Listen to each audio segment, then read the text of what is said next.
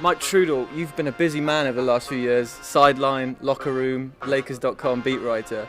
What's the trajectory of the team been like over that period for you?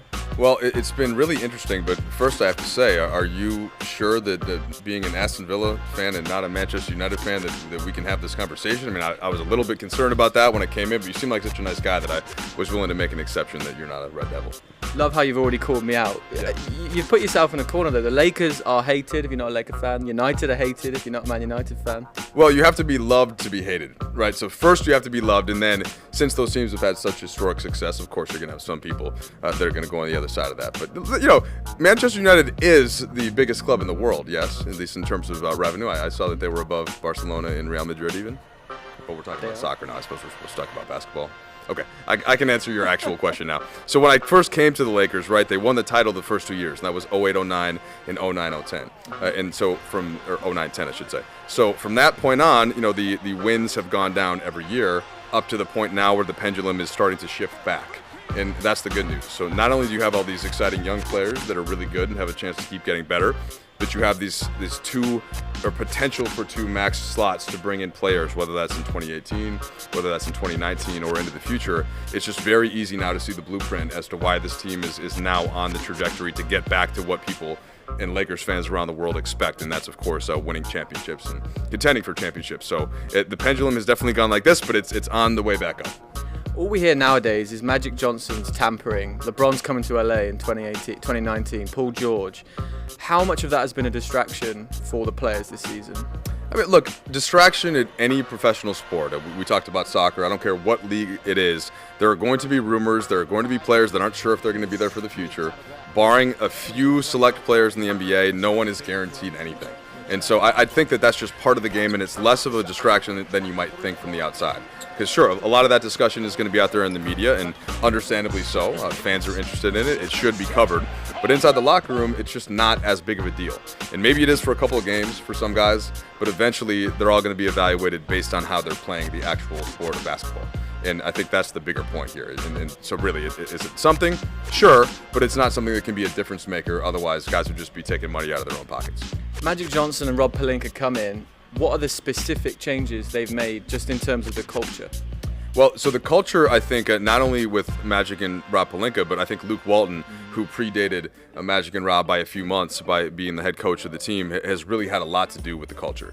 And I think that Magic and Rob have helped that, and they've kind of been aligned with Luke, and they see the same thing for the young players, and playing really hard every night, being entertaining, playing fast, competing defensively. And then as you add some skilled players, as the skill of Brandon Ingram and the skills of Lonzo Ball and the skills of Kyle Kuzma, as they continue to improve, then you can add some of that Golden State type skill level, right, that we see at the top end. But I think the most important thing has been getting these guys to believe in each other, getting them to play hard together, getting them to grow together, getting them to have fun together. All of that stuff, and of course it helps that the Lakers have this crazy, amazing brand new facility that's about the nicest in the world of sport. And so that, to me, all that stuff combined is something that's another thing that the Lakers have going for them moving forward. Now, there are many words you could use to describe LeVar Ball. Has he in any way changed Luke Walton's confidence in himself one iota? No, I don't think so. I think that Luke, from the beginning, has been pretty consistent about LeVar. He said, look, he's a great father for his son. His son's a great kid. We love having him here. That's the most important thing, right? That's just right there. We love Lonzo, and that's really the thing that Luke has concerned himself with. How does Lonzo feel about me? How do I feel about him? What's that relationship like? And his father is going to say what he wants to say, and Lonzo says the same stuff. And I just don't think that, from the outside, you're going to hear a lot about what LeVar Ball says. I think on the inside, that's not as big of a thing that they're worrying about. They're worrying about the basketball. They're worrying about the relationship itself. And I've never seen Lonzo and his teammates have that become any kind of an issue. Lonzo's just really chill. He's very laid back. He loves to joke around, mostly at the expense of Kuzma. And that's just the thing that's inside the team. That's what the issues are, right? So I think that Scott Brooks actually said it pretty well, too. He wished that he had his father around to be involved and to have strong opinions and to boost him up. And his father wasn't around. And I think a lot of players in the NBA can relate to that, and just people in general. So the fact that he's going to say some things that might be a little outlandish, sure, that's going to be talked about. But inside the team, it's not as much of a deal as you might think. I didn't realize how strong Lonzo Ball's Instagram game was, and the Kyle Kuzma drive-through stuff. Can I get that large as well? Yeah. Yeah, throw some cheese on it. Lonzo on Insta stories is great. He's funny, he's quick, he's sharp. That's the thing about Lonzo. If you look at the way that he plays basketball, he's just so clearly intelligent. He's seeing a play ahead. He's thinking about when he can dig down for a block defensively, or for a steal, or for the deflection. He's really sharp that way, and he's like that in person too. He's like that with his wit. And Instagram stories is a good place to get that out for Lonzo.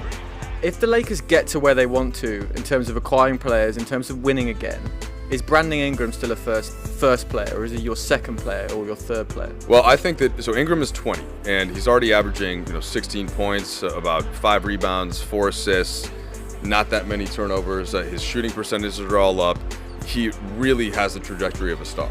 And I think that last year when people watched the Lakers, they saw a 19-year-old Ingram that was just growing into his body, that was just getting strong enough to shoot three-point shots from that distance, the NBA three, and it just wasn't a fair picture based on what he's going to be. If you watch him now, you might think twice about it and think about all the different skills he has. He just led the Lakers on a 4-game winning streak while he was playing point guard. And that's just not something that a normal 20-year-old wing player can do. So Ingram, to me, has absolute star potential, and anybody that doesn't think that, I would argue, my opinion, just hasn't been watching him that closely. I was going to ask some of the players this. Luke Walton always carries around that piece of paper with him on the sideline. It looks like a parchment out of Harry Potter or something. What does he keep on there, and is he constantly scribbling? I've heard a lot about Harry Potter. I haven't read or watched yet, but I'm excited to once my sons get to be old enough. People say that's like 5 or 6 or so. They're 3 right now, so I will soon get the Harry Potter references. Plays, notes, thoughts about players, but I think more often than not, he's like ideas about how you can execute an out of bounds after timeout play or something like that. So I think so, but I'd have to double check on that. Last couple, your favorite Stu Lance story. That last pass by Kobe. Ooh, Kevin Durant once, then the double pump. Splash. One thing that I really like that people might not realize, and hopefully Stu doesn't get mad at me for sharing this, but a lot of times on the plane when we're leaving an arena, or we're leaving wherever we are, Luke Walton will come back and just sit next to Stu and just basically get knowledge. And I just like that. I think Stu's still able to, not only influence Lakers fans by being such a great broadcaster for so many years, and that true link to Chick Hearn, what so many Lakers fans grew up on, but he is now, he's still doing that. He's still allowing that lens of he has seen every great Lakers player. He's in person, he has seen all of the great Lakers over the course of time, and he now has that perspective with these young guys. And not only can he share that with fans, but he can share that with the coaching staff and the players themselves sometimes, who will go and see him and give him his love in the layup line. So that's the part of Stu that's great. I could give you some different personal stuff and how great he is with everybody's family and knowing the names of my kids and all that kind of stuff, but really it's just the impact that he has overall, to me, is the biggest thing with Stu. Aside from winning, and there's been a lot of that, what do Laker fans miss the most? Well, that's it. It's winning. I mean, that's the championships. That's all people really care about. Now, entertainment and Showtime, that's fine. That's good. But you wouldn't necessarily call the Kobe and Andrew Bynum, Pau Gasol, Lamar Odom Lakers Showtime. But yet they won 2 championships by playing really well, by being tough, by being really good on both ends. So as long as they're winning titles, Laker fans are going to be happy. And if they're not winning titles, they're not. And that's the standard that they should be held to. Final one. I don't know why, but I used to really love Smush Parker. Now, is there a standout player that was on the periphery, let's say, that you enjoyed working with? My personal favorite, so I'll get to my personal favorite that will be more of a deep dive for some people, but everybody loved Lamar Odom, including me. Everybody loved Pau Gasol. Just great guys to be around, on the court, off the court. There were so many different times with that. Some honorable mentions for me: Jordan Farmar was great. Luke Walton, when he was a player, he and Farmar gave me an Xbox because they have bought an extra one when the team was in Oklahoma City, and they had like 3 each themselves, and they were like, "Hey, do you want this?" I said, "Yes, thank you." That was cool, my first year with the team. But I say, if I have to name check one guy, it's Josh Powell.